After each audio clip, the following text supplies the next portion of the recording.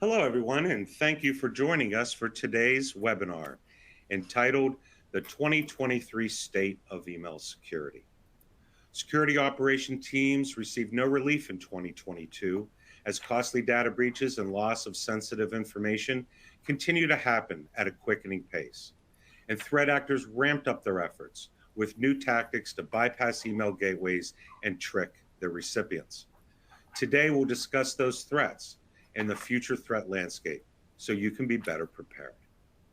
Leading us through today's conversation is Tanya Dudley, Vice President and CISO at Cofense, and Josh Bartolome, Vice President of Global Threat Services at Cofense. Welcome, Tanya, and welcome, Josh. Thank you for giving us your time and expertise today. Before we get rolling, I'm going to go through a couple of housekeeping topics. First, you can ask questions at any time throughout the session. Use the Q&A window on your console, but we'll take Q&A questions at the end. The webcast is being recorded. Everyone here today will receive a link to watch it on demand once it is concluded. And finally, if you look on the right side of your console in the upper right-hand corner, you'll find links to mostly ungated Cofense educational resources, including a link to download the annual report. You'll be the first to get it today. Please click, review, and enjoy those resources. Now that all of that's out of the way, let's get rolling. I'll pass everything over to you, Tanya. Thank you, Chris, and thanks everyone for joining us today. We're super excited to get to launch our report today. A lot of myself and the team have put a lot into all of this great research that we have in the report. So just our real quick agenda today is, I'm going to real quick just talk about who Cofense is in case you have stumbled across us in some of our social. And then we're going to today, so the report, if once you get it, you'll see that it's broken up into 3 sections. So today we're just going to cover section 1, but section 1 is really kind of our executive overview, our highlights that we dig deeper into, which we'll do in follow-up webinars. And then we'll kind of just briefly talk about what's next and resources, as Chris mentioned, and then close out with some Q&A. So as you have those questions, as we go through the content, pop it in there so you don't lose track of that and have to wait till the end. And then Josh and I are going to get into those great questions that you may have for us as you start to see some of this content that we saw over the last year. So who is Cofense? So Cofense, we have over 10 years of focusing on email threats, email security threats. Our co-founders, Rohit Balani and Aaron Higby, really pioneered this whole methodology of simulating a phishing attack, right? What is the best way to train individuals on how to identify and what to do with that phish once it lands in your inbox? We have over 800 simulations. We base all of our templates that we create on based on real threats that we are seeing, and you'll see a lot of those today. We see what we see in the wild. We want to make sure that you're simulating those so that your teams are best prepared for what is actually hitting their inbox. Over 35 million reporters that we have deployed using our button, and then giving our SOC analysts the tools that they need to be able to process all of these reports that are coming in, and also what's bypassing your SAG with our vision and auto quarantine capabilities, with our enriched threat intelligence that we're feeding into each of those products.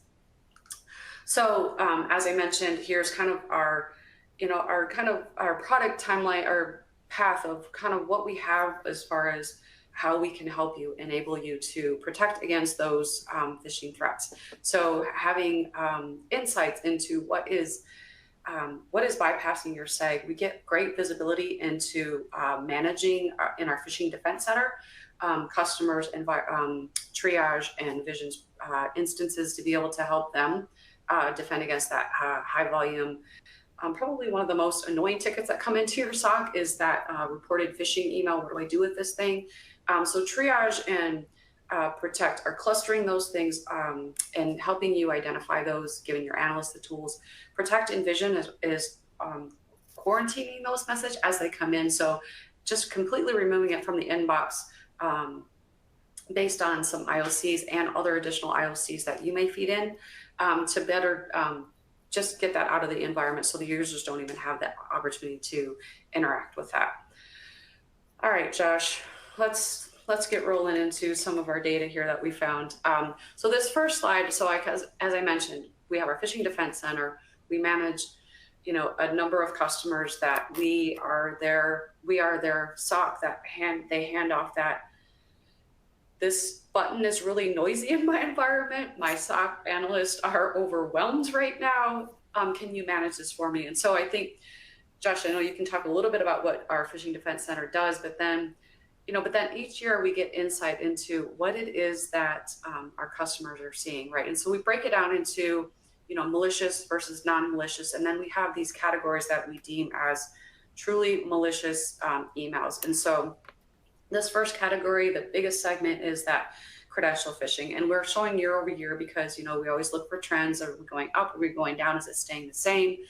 And this year we saw a little bit of dip in what we see in credential phish slightly, but we see BEC, not surprising, go up a few percentage points, as well as threat unavailable. And so, Josh, I'm going to let you kind of let's talk about that threat unavailable and why we say unavailable. We know it's malicious, but there's really something to that. So maybe you can first talk about a little bit about PDC and how you guys do this, and then what that bucket really means.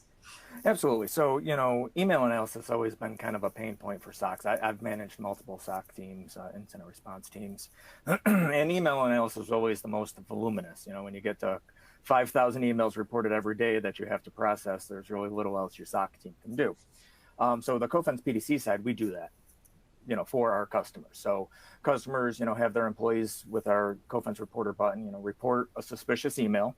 It gets sent over to the PDC, and we have a suite of analysts around the globe that review those emails, trace them, track down the details, review any links, attachments, payloads, or, even if it is a piece of malware they identify, they execute it to get, additional indicators. They collect all of those indicators, and they provide them back to the customers. And obviously, pursuant to that, some of that data is fed over to our intelligence team and validated, vetted, categorized, cataloged, if you will, and then pushed out through all of our product sets, our platform. So, looking at this data, there's an interesting spread here. Just looking at it as it stands right now, you see it looks like credential phishing has decreased year over year over the last 2 years. BECs have absolutely increased. Malware has been pretty steady because malware is hard. It takes a lot of infrastructure. It takes a lot of prep and post attack work by the attackers, right? So oftentimes it's, they want to do the quick heist, so to speak. But we have seen a small increase in the threat unavailable.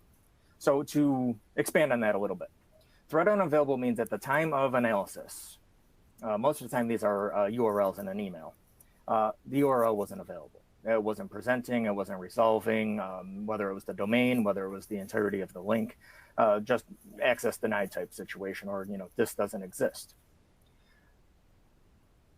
My experience and everything that we've seen and that we're starting to dive into a lot more, I feel that a majority of those threat unavailables are actually credential phishing. And we're looking into how we can bridge this divide. Now, what we've seen over the last year, especially, we've seen this in the past, but the volume of this situation occurring seems to have been accentuated a lot in 2022, whereas attackers are starting to do more filtering. Geofencing or user agent filtering, so that only their intended targets or targets in the intended region are actually able to access the landing page, the page that asks for their credentials or things along those lines. And we are starting to see a lot more of that activity coming across, so that, there's specific targets just Eastern Europe, there's specific, targets to Meta or APAC region. So unless you're actually in those regions, or, presenting is coming from those regions, you're not able to actually get to the website. The link will not resolve. I would estimate at minimum probably close to a third of those threat unavailables, based on, statistical evidence on what we've kind of played around with over the last month or two, are credential phishing that are just geofenced or user agent. And to add context to user agent filtering, there's certain patterns we're seeing within specific regions, APAC as an example, APAC is a predominantly mobile device society. So a lot of the phishing attacks that we're seeing within the APAC region are locked down. So only if it's presenting as coming from the click is presenting as coming from a mobile device, will that actual landing page or, the login page present itself. If it looks like you're coming from a Linux box or a Windows system, it'll block it out. It'll filter it out. So we're seeing a lot of these filtering patterns, and obviously the expectation of the goal is to attackers so they can keep their uptime higher, and because obviously every time they have to stand up a new website is more work for them. Does that also help, Josh, with bypassing the sandboxing and the other controls that some of our technology may be putting in place too to detect Absolutely. these?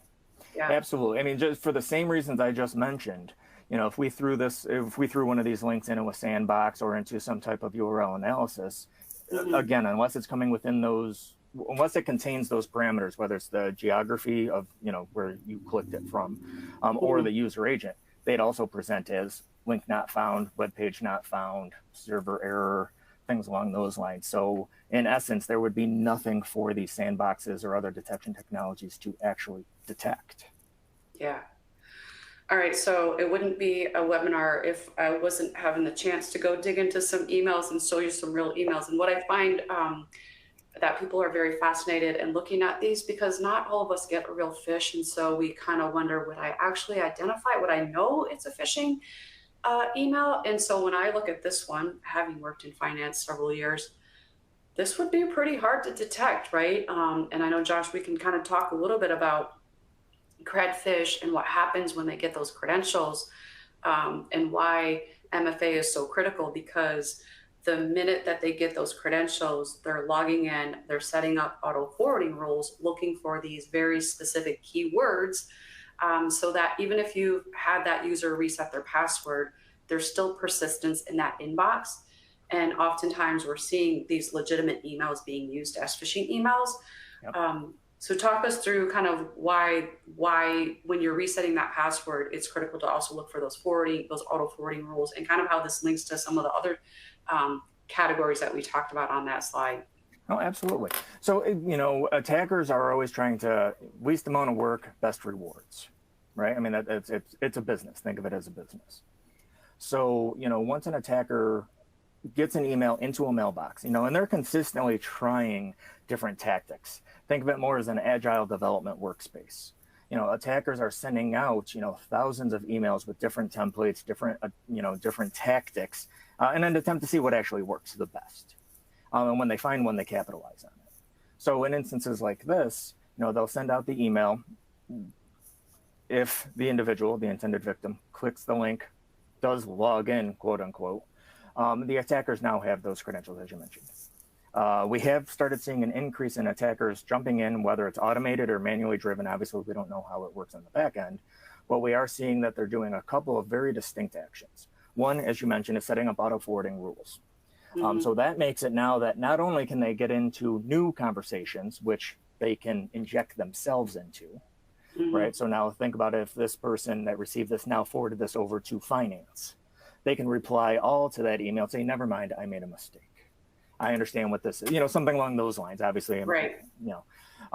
Also, so it kind of keeps tabs, they can keep tabs on, have I been found?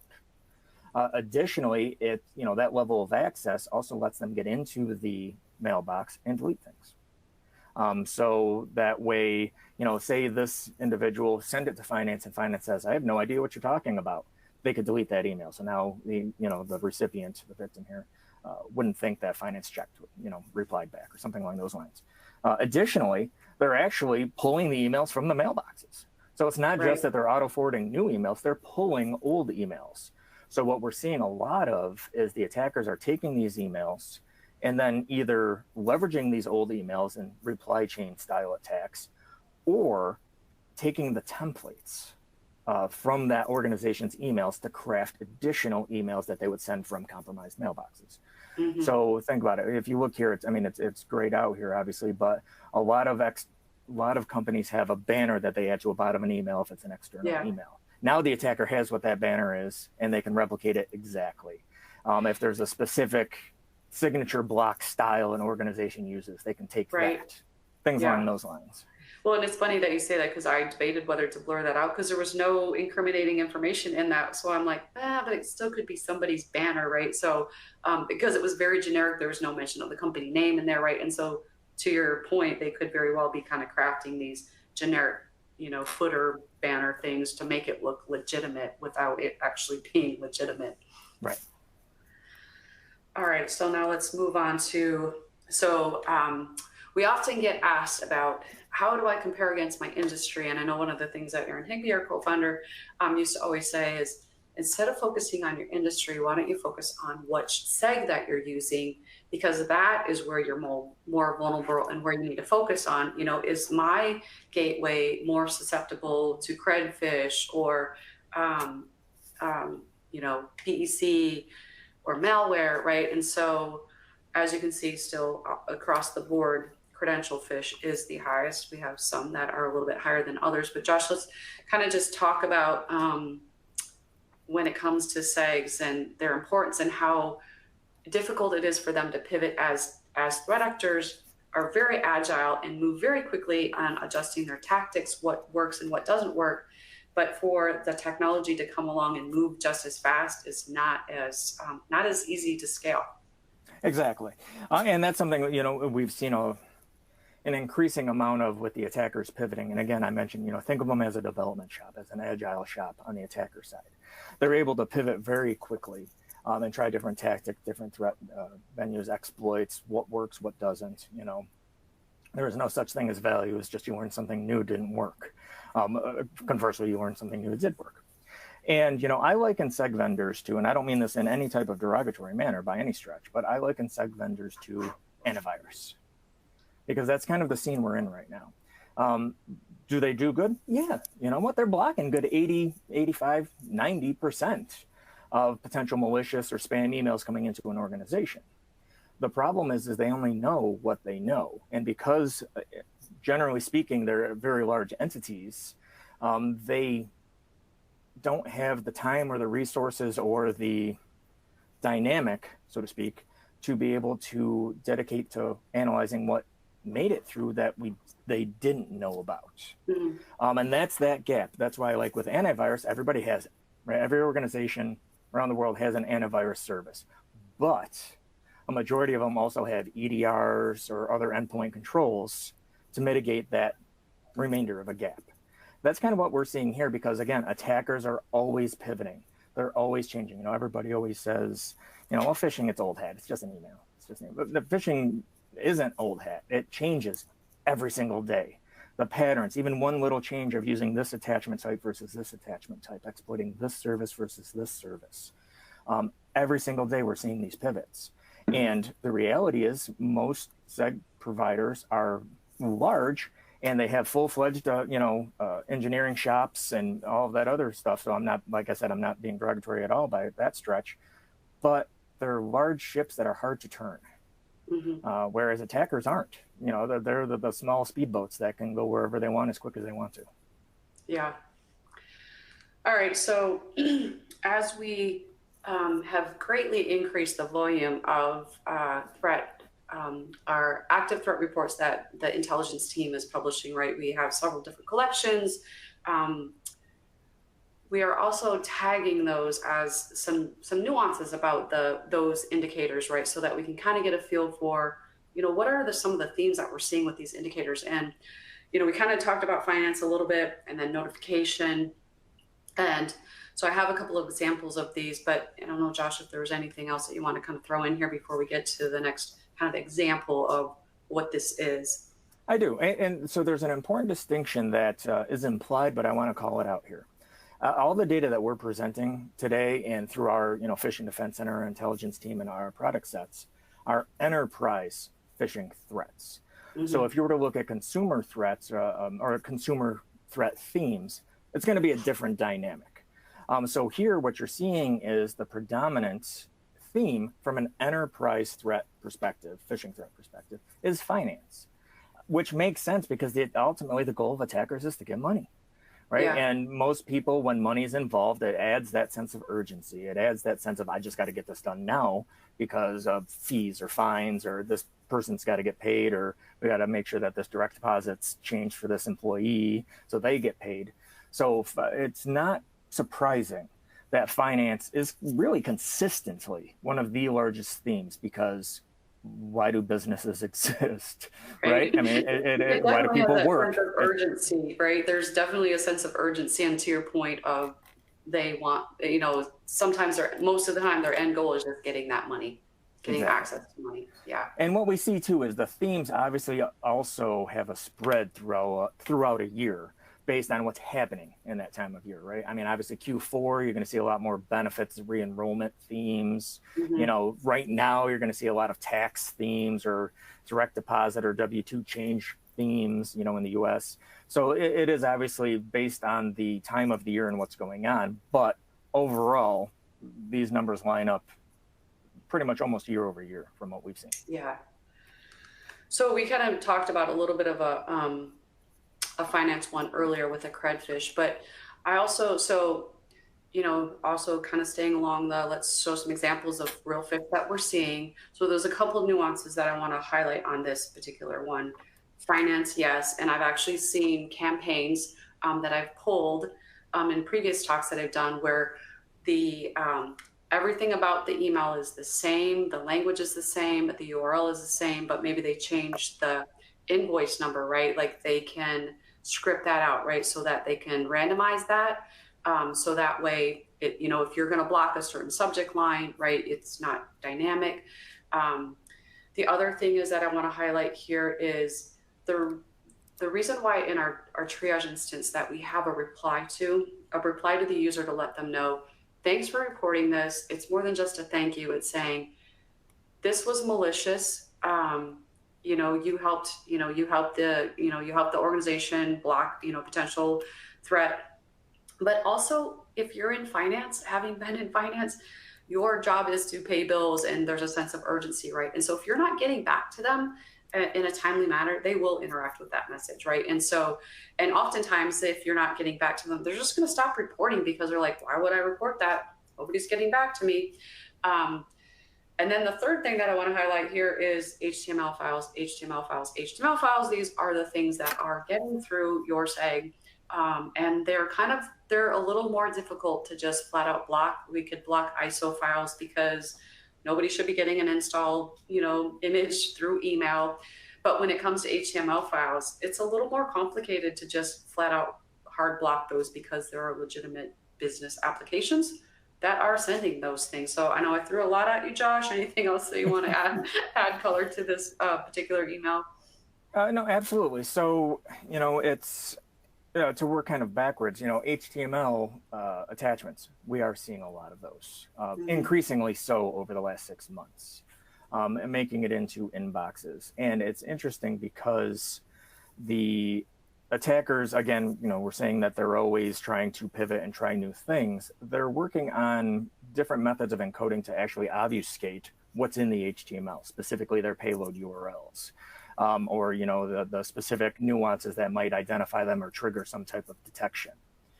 The interesting part is what you mentioned earlier in regards to changing the invoice numbers, things like that. It's silly to think about it, but it actually works. That just changing a couple of numbers could actually change detection, or identification of malicious missing it. Because a lot of, when you look at threat intelligence as a whole, threat indicators are very specific, generally speaking, right? You're looking for pattern A, B, and C. If it doesn't match pattern A, B, and C, it doesn't match, and keep going on.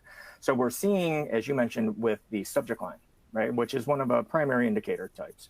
Also, even with the URLs, outside of the encoding or double encoding that they're using inside of the HTML to bypass detection, we're seeing the exact same pattern you mentioned with subject lines in the actual URLs. So each time they send a URL, they're adding bogus, really, is what it boils down to, just junk at the end of the URL. So now it's different. So it won't match prior. It's the same thing in malware has been using for years, or malware payloads, I should say, have been using for years, called hash busting. Every time they send a new email, that attachment, they change it a tiny bit so the hash value changes. So now if you're only looking for a very specific hash value for detection, it won't match. Doing the exact same thing with URLs now, just adding one change, And a lot of systems now won't detect it because it's not what they're looking for. Right, right, right. And then notification, right? We are like, that is the second highest category that we saw when it comes to these, right? They're very easy for them to scrape these. You know, what does a legitimate Microsoft notification look like? What does a legitimate, you know, DocuSign notification, right? So they're able to emulate these, right? And they look very legitimate. And, you know, if I'm a small business, you know, if I'm not making sure that my users understand that you would never get an email like this, right? Like we're seeing a lot of these different various types. Yeah, and I mean, I've personally gotten one this week alone myself. Right. And I want to interject here because I did just remember one other thing I wanted to mention. You talked about responding back to the user when they report an email. Yeah. A lot of people underplay the importance of that. I did myself when I was a practitioner because I was thinking, you know, in my head, I'm just spamming them. I'm just sending them email that nobody cares about. But the reality is, you know, doing the work with the PDC and looking through and talking with customers, anecdotally, I can say I've seen PDC customers, as the example, PDC customers that have a robust simulation service within their organization, have a higher level of people, you know, emails being reported. And of those being reported, because within the PDC, we do send a response back to every single report. We find that those with a high level of simulation based on real fish and a decent reporting infrastructure and with this response template, by percentage, they actually have a higher percentage of malicious emails actually being reported.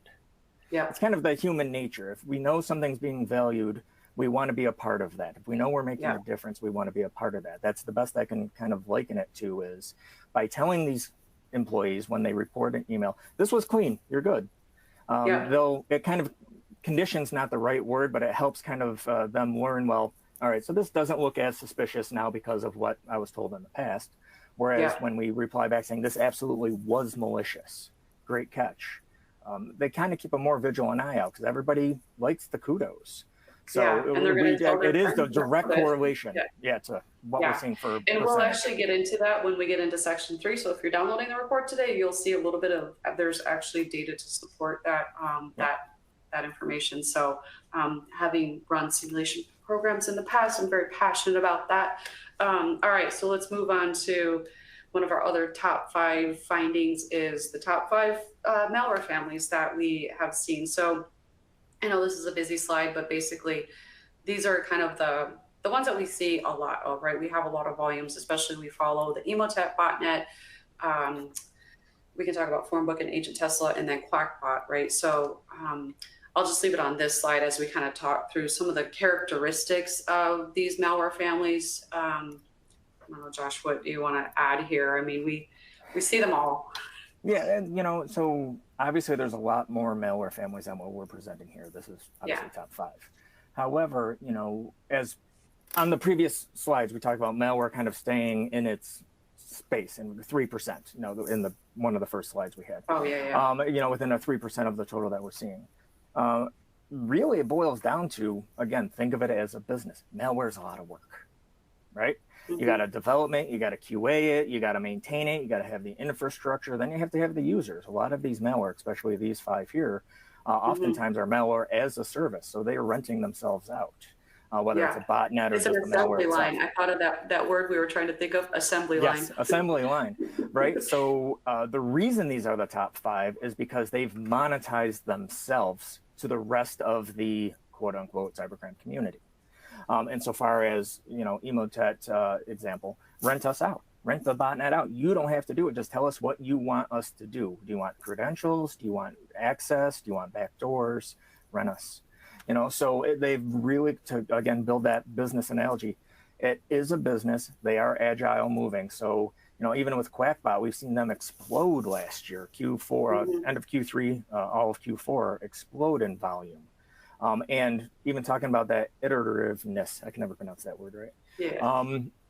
You know, a couple months back, they hit the press, and I believe we've also published a bit on them, where Quackbot started using OneNote attachments because most SEGs aren't actually scanning OneNote attachments, right? So it again, it goes back to that iterativeness you're always going to have the script kiddies. You're always going to have the, the smaller malware pieces that inject here and there.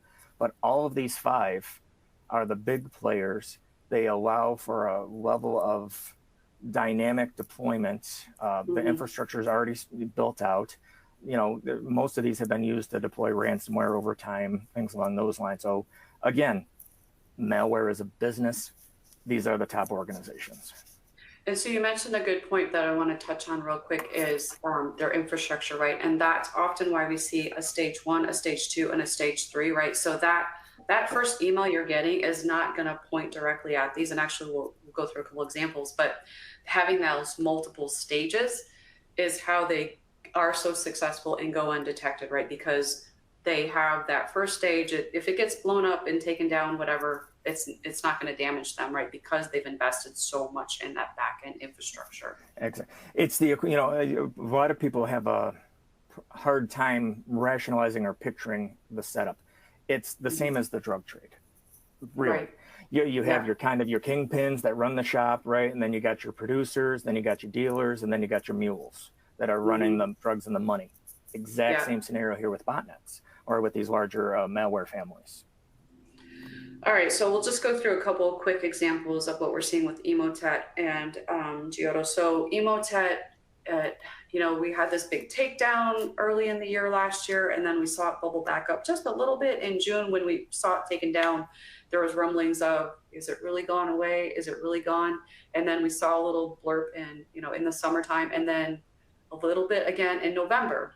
And then it kind of, went away a little bit. And then now just this past February, it just exploded again. So one of the things that we know about them, right, is they go online, they run their campaigns, and then they go offline, they tweak and they tune, and then they come back again. And sometimes they come back ferocious, right? If you don't take all of your antibiotics, that virus is going to come back even stronger than it did before, right? So this is just a really, an example we saw in that November campaign. They were having those zip files.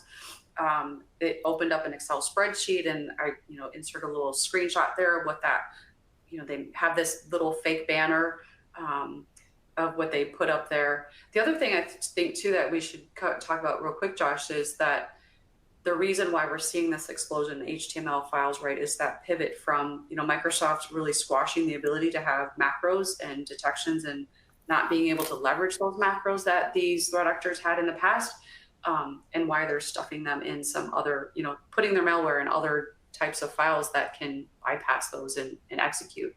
Yep. It goes back to, what we've been saying. It's that cat and mouse game. It's that agile development. You can have a ton of different analogies. It's a chess game, right? And every time the big vendors or, the seg providers make a move, well, then the attacker, it's a speed chess, really.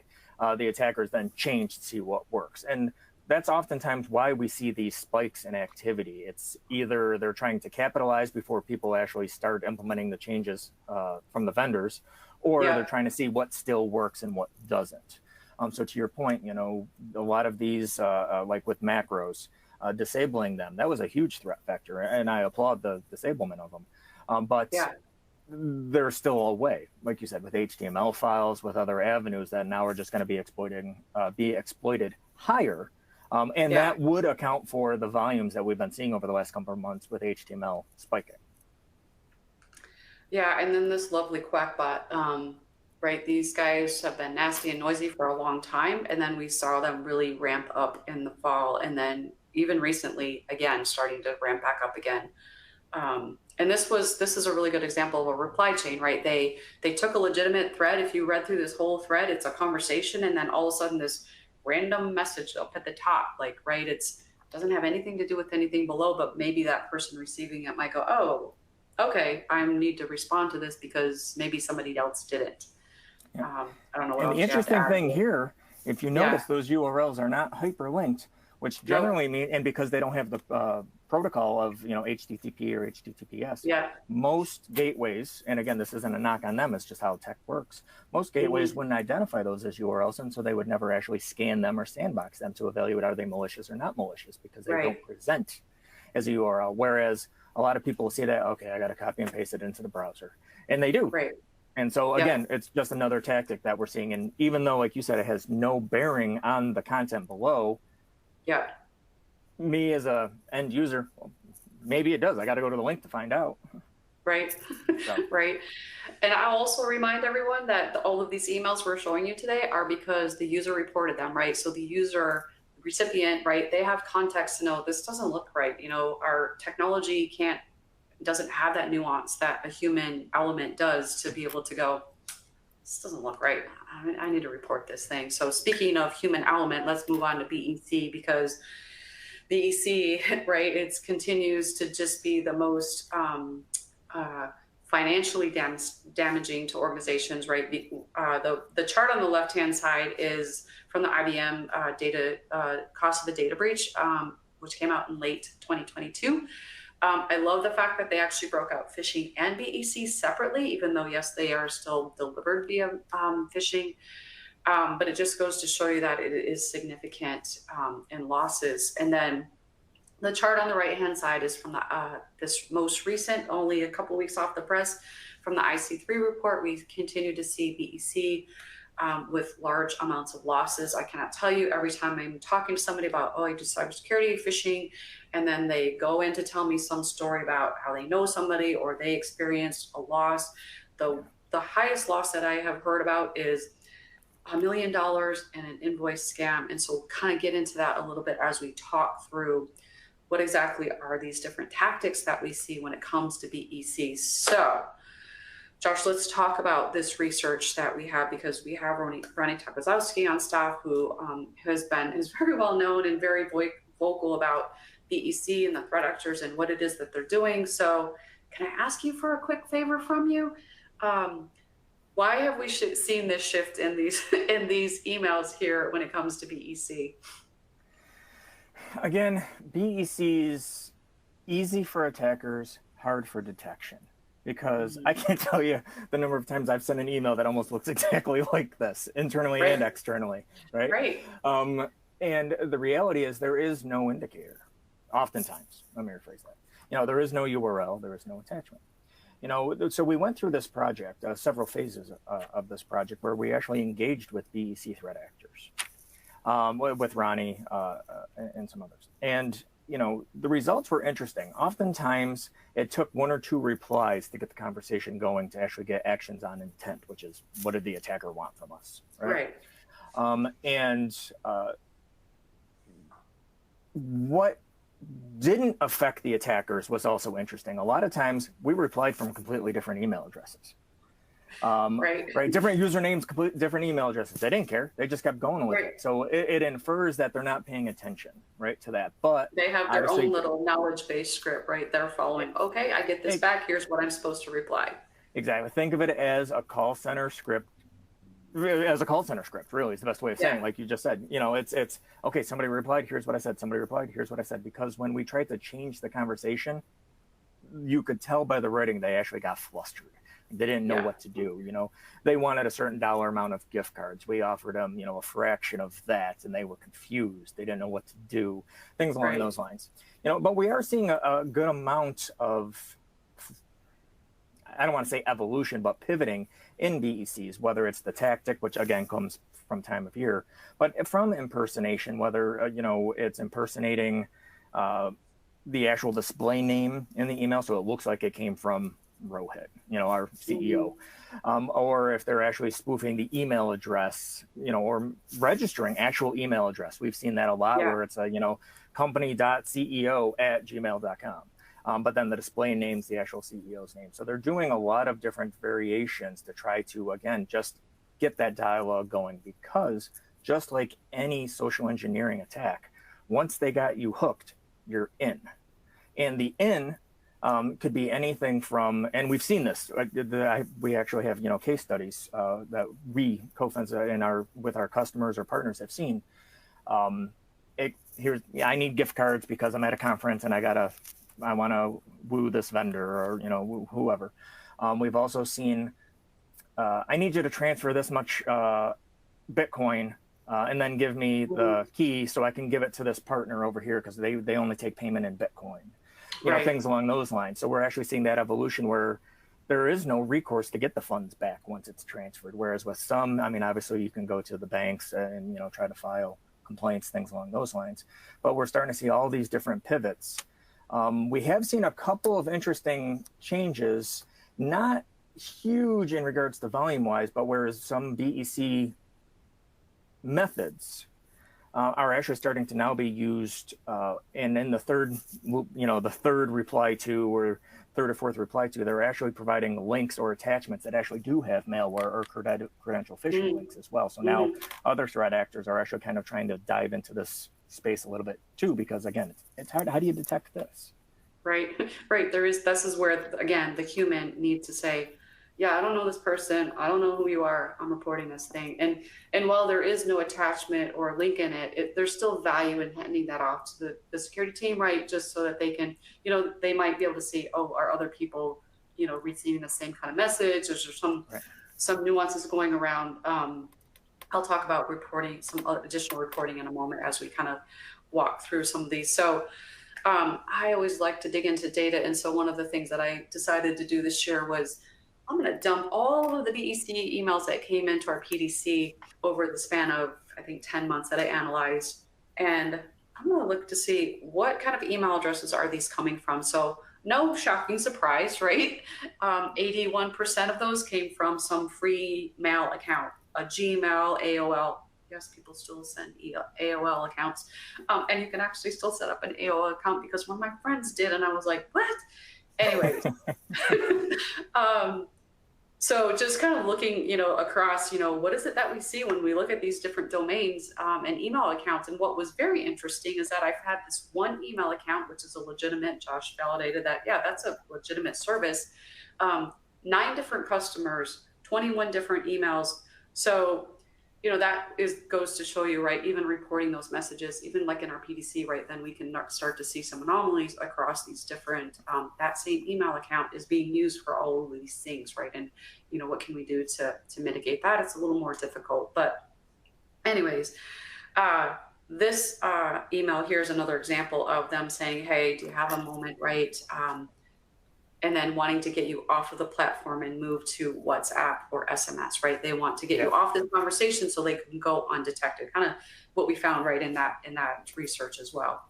Absolutely. And, you know, that's kind of the key because email is the primary to establish that connection because of either the spoofing or just, again, once you hook somebody, it's hard for them to rationalize, I just got hooked on something. Right? They start owning the conversation, so to speak, and taking them off email platform. Now you just lost your evidence trail. You just lost the visibility into the tactics and traceback. So now you don't know what happened. And, you know, one thing I wanted to mention on the previous slide too is in those circumstances, a lot of people don't realize the best avenue with any BEC, the best avenue, because it sounds weird. It looks like a person I know. It is a contact of mine. Call them. Don't email them. Right. Don't reply to the email. Yeah. Pick up the phone and nobody likes the phone anymore, myself included. But pick up the phone and, did you send me this email? What do you need? If you can't answer, please text me back, you know, and then obviously the person sending the email, if it wasn't the person you just called, wouldn't know to text you back. Right. So you're kind of saving yourself. And yes, you know what? People say, well, I can't do that. That's my CEO. That's my CFO. They'll be mad at me. Well, they'll be more mad at you if you engage in a BEC attack and cost the money, cost the company some funds. So it's better to take the side of prudence than otherwise. All right, we have a few more things to get. Yeah. No, go ahead. Okay, so we have. Go ahead. I was just going to say there was actually a question I'm going to answer real quick in regards to impersonation, and then like how does that even happen? The BEC threat actors use a variety of it. Either they buy credentials or names from previous data breaches, so now they have hierarchies. They use the same systems a lot of marketing teams use for sales, right? So now they know who they are, and they monitor. They monitor vendors, they monitor companies. Perfect example, last June, I was promoted to VP of Threat Services here at Cofense, and within a week, several people inside of Cofense received an email from me. It wasn't me. Right. And it had the new title, had my name on it, looked like it came from me. It ended up coming from a Gmail account. And I mean, the people that know me did not sound anything like me. That's the only reason that was, reported. But they monitor these websites because when I got promoted, it was put on our website. Right. So these threat actors are watching, and they're using all of the data that we're pushing out. So think of them in this instance like a marketing and sales team. They're using the exact same tech and tools. Right. Scraping LinkedIn and all the other places where they can get that insight into social engineers. So Yes. I do want to close out BEC with this last thing before we close out on our last two things. But this is where we see this linkage between credential phish, emails that have been scraped, and then leveraging those and a type of a BEC message, right? Like I'm showing the paycheck one because this is one of the top ones. Direct deposit, gift cards are the top types of messages. But this is where we're seeing this linkage to scraping those legitimate emails based on keywords that I'm getting out of, in my auto forwarding rules. And then now using that email to then, no attachment, no link to say, hey, Becky's not here anymore, or she's not able to process your payment. Can you send it to me? Or I need you to change the bank account on our vendor, on our file. We've changed banks, hence SVP, right? We've changed banks and now we need to update your, so that the payment comes to our new account. We actually had a conversation, probably a year and a half ago now, with a CISO in the UK where they were victim of this type of, vendor email compromise. A lot of organizations are referring to it now, but he implemented a process that said, no payments, a 3-day hold on anybody that makes a vendor change to their vendor master, right?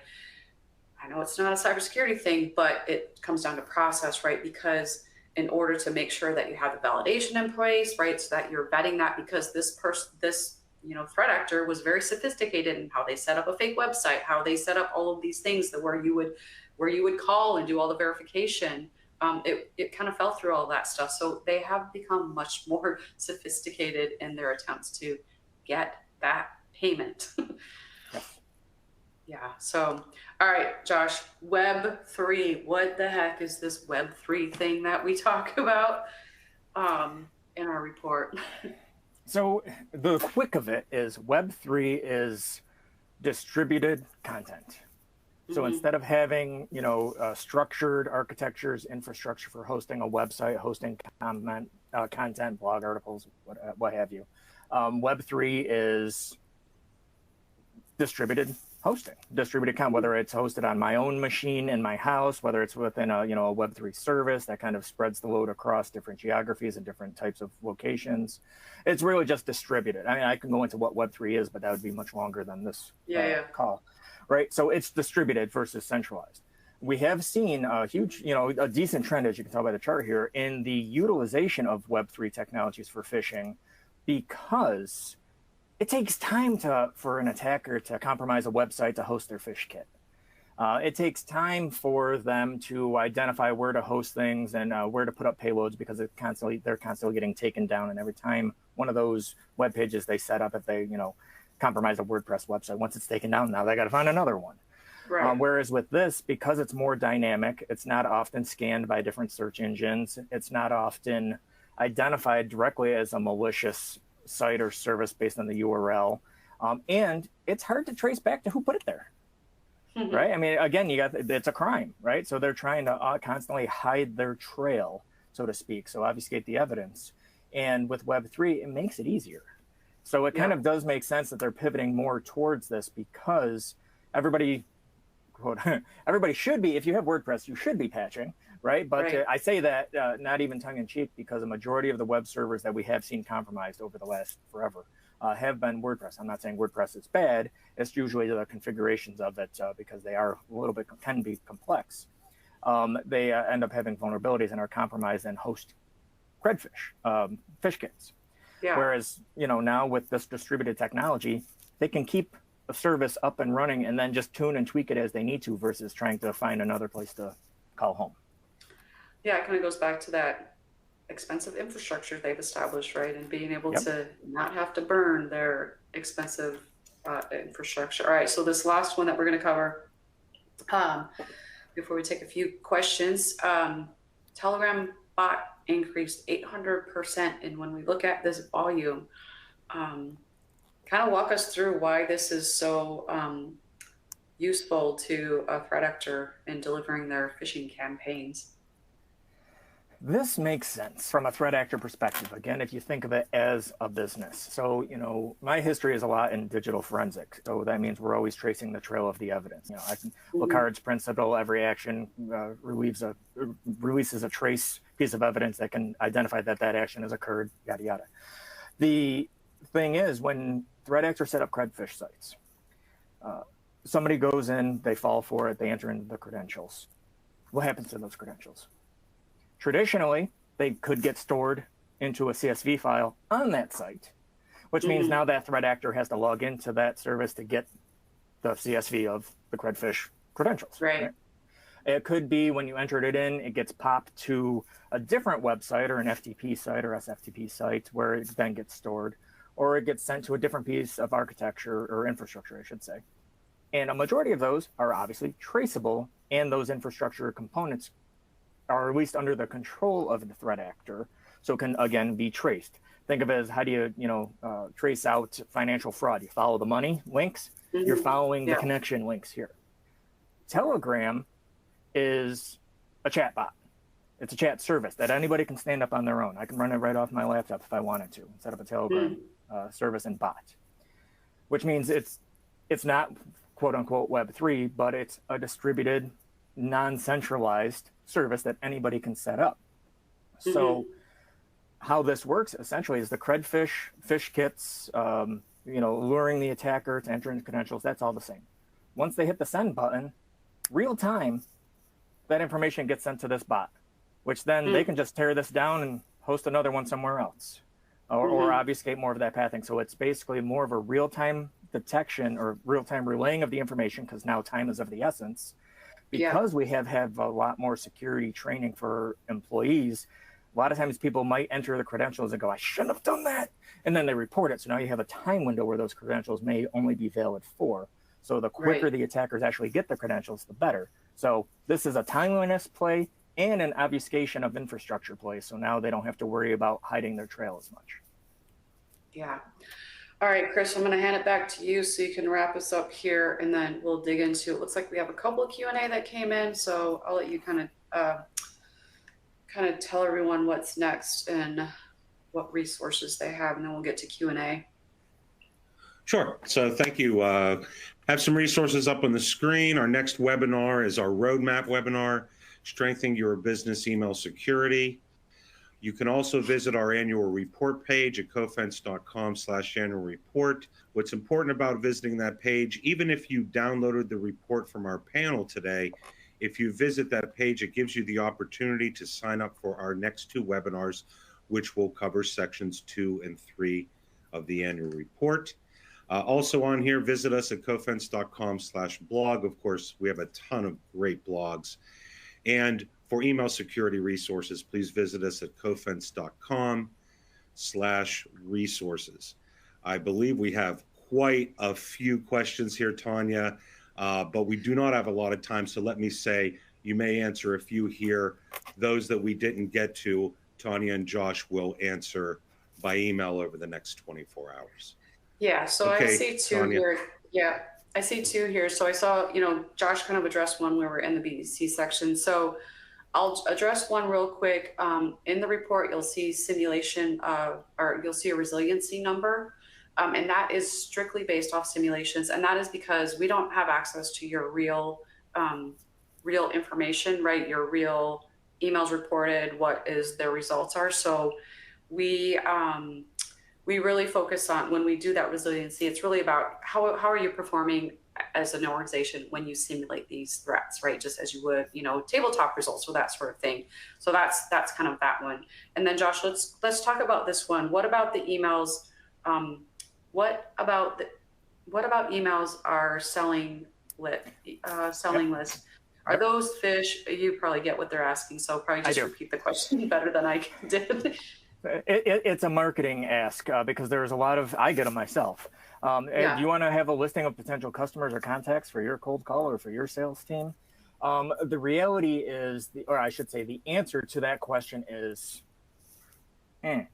because some of them could be legitimate because there are legitimate services that sell contact lists. There are scams that we've seen that go along that line of selling. I sell a list here, and ultimately it could either lead to fraud. You're paying for something that doesn't exist, or here, click this link and it's malware, or some of it's just noise. Candidly. I guess the best way I can say to try to validate that is look to the sender of the email itself. Look into the vendor of the email itself. If it is a legitimate organization that is selling lists like that, they'll have a web page, they'll have a marketing, they'll have history on Crunchbase where you can look up company information. Do just some Google searches to see if anybody else, reviews of that organization, even Better Business Bureau, within the US. To review if that company is legitimate. There is some due diligence on your side, the recipient side, to validate, is this legitimate or not?